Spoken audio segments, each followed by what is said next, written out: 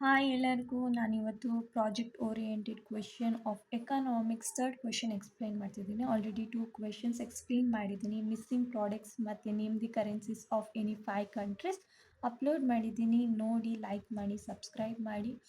ಮತ್ತು ಯಾವ question next ಮಾಡಬೇಕು ಅಂತ ಕಮೆಂಟಲ್ಲಿ ತಿಳಿಸಿ.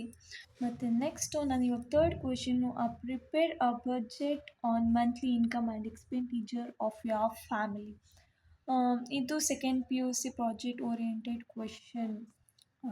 ಆ ಸೆಕೆಂಡ್ ಪಿ ಯು ಸಿಯಲ್ಲಿರುವಂತಹ ಒಂದು ಕ್ವೆಶನ್ ಏನಂದರೆ, ನಿಮ್ಮ ಮನೆಯಲ್ಲಿ ಇನ್ಕಮು ಮತ್ತು ಎಕ್ಸ್ಪೆಂಡಿಚರು ಯಾವ್ದಕ್ಕೆ ಸ್ಪೆಂಡ್ ಮಾಡ್ತೀರಾ ಅನ್ನೋದನ್ನು ನೀವು ಬಜೆಟ್ ಮಾಡೆಲ್ ಆಗಿ ಒಂದು ಟೇಬಲ್ ಹಾಕಿ ಅದನ್ನು ಪ್ರಿಪೇರ್ ಮಾಡಬೇಕು. ಕ್ವೆಶನ್ನು ಹಿಂಗೆ ಕೊಟ್ಟರೆ, ಅಂದರೆ prepare a budget monthly income and expenditure of your family ಅಂತ ಕೊಟ್ಟರೆ, ನೀವು ಎರಡನ್ನು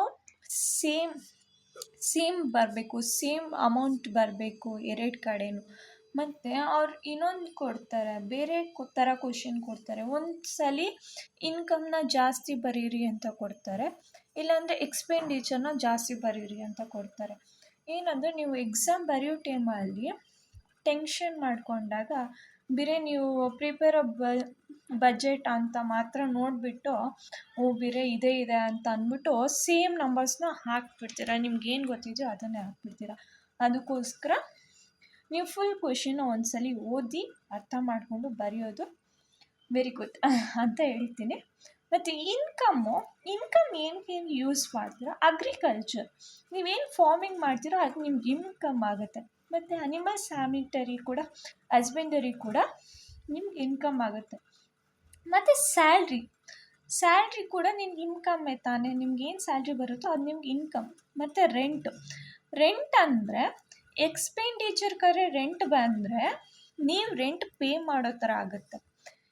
ಇನ್ಕಮ್ ಕಡೆ ರೆಂಟ್ ಬಂದರೆ ನೀವು ಪೇಮೆಂಟ್ ತಗೊಳೋ ಥರ, ಅಂದರೆ ನೀವೇ ಬಾಡಿಗೆ ಕೊಟ್ಟು ತಗೊಳೋ ಥರ ಬರುತ್ತೆ. ಅದಕ್ಕೆ ರೆಂಟ್ನ ನೀವು ಎರಡು ಕಡೆಯೂ ಯೂಸ್ ಮಾಡ್ಬೋದು.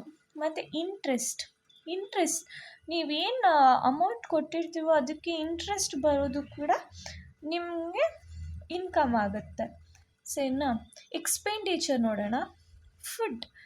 ಫುಡ್ಡು ನಿಮ್ಗೆ ಎಕ್ಸ್ಪೆಂಡಿಚರ್ ತಾನೇ. ನೀವು ಹೋಗಿ ಔಟ್ಸೈಡ್ ಬೈ ಮಾಡಿದ್ರೆ ಅದು ಎಕ್ಸ್ಪೆಂಡಿಚರ್ ಆಗುತ್ತೆ. ಎಜುಕೇಷನ್, ನೀವೇನು ಫೀಸ್ ಪೇ ಮಾಡ್ತೀರೋ ಅದು ಬಂದುಬಿಟ್ಟು ನಿಮ್ಮ ಡ್ಯಾಡಿ ಮಮ್ಮಿ ಏನು ನಿಮ್ಮ ಫೀಸ್ ಪೇ ಮಾಡ್ತಿದ್ರೋ ಅದು ಬಂದು ಎಕ್ಸ್ಪೆಂಡಿಚರ್ ಆಗುತ್ತೆ, ನಿಮ್ಮಿಂದ ಅಮೌಂಟ್ ಹೋಗ್ತಿದೆ.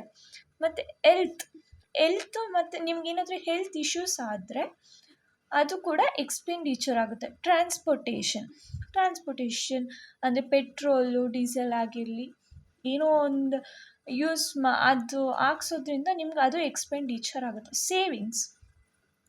ನೀವು ಸೇವಿಂಗ್ಸ್ ಮಾಡೋದು ಕೂಡ ಎಕ್ಸ್ಪೆಂಡಿಚರ್ ಆಗುತ್ತೆ. ಸರಿನಾ? ನೀವು ಇಲ್ಲ ಅರ್ಥ ಮಾಡ್ಕೊಬೋದು. ಇನ್ಕಮ್ ಅಂದರೆ ನಿಮ್ಗೆ ಏನು ಅಮೌಂಟ್ ನಿಮ್ಗೆ ರಿಸೀವ್ ಆಗುತ್ತೋ ಅದು ಬಂದ್ಬಿಟ್ಟು ಇನ್ಕಮ್. ಎಕ್ಸ್ಪೆಂಡಿಚರ್ ನಿಮ್ಮಿಂದ ಅಮೌಂಟ್ ಏನು ಆಚೆ ಹೋಗ್ತಿದೆಯೋ ಅದು ಬಂದು ಎಕ್ಸ್ಪೆಂಡಿಚರ್. ಸರಿನಾ? ಕ್ವೆಶನ್ ಅರ್ಥ ಮಾಡ್ಕೊಳ್ಳಿ. ನಿಮ್ಮ ಕ್ವೆಶನ್ ಪ್ಲೀಸ್ ಫುಲ್ಲು ಕರೆಕ್ಟಾಗಿ ಓದಿ ಆನ್ಸರ್ ಮಾಡಿ ಅಂತ ಹೇಳ್ತಾ, ನಿಮ್ಗೆ ವಿಡಿಯೋ ಇಷ್ಟ ಆಗಿದ್ದರೆ ಲೈಕ್ ಮಾಡಿ. ಮತ್ತು ನಾನು ಇನ್ನೊಂದು ವಿಡಿಯೋ ಅಪ್ಲೋಡ್ ಮಾಡ್ತೀನಿ, ಅದು ಬಂದುಬಿಟ್ಟು ರೈಟ್ ಅ ನೋಟ್ ಆನ್ ಡಿಮಾನಿಸ್ಟ್ರೈಸೇಷನ್. ಅದು ಸೆಕೆಂಡ್ ಪಿ ಯು ಸಿಯಲ್ಲಿರುವಂತಹ ಒಂದು ಪ್ರಾಜೆಕ್ಟ್ ಓರಿಯೆಂಟೆಡ್ ಕ್ವೆಶನ್. ಅದು ಕೂಡ ಕಂಪಲ್ಸರಿ ಬರುತ್ತೆ ಅಂತ ಹೇಳ್ತಾ ಇದ್ದೀನಿ. Okay, thank you, bye.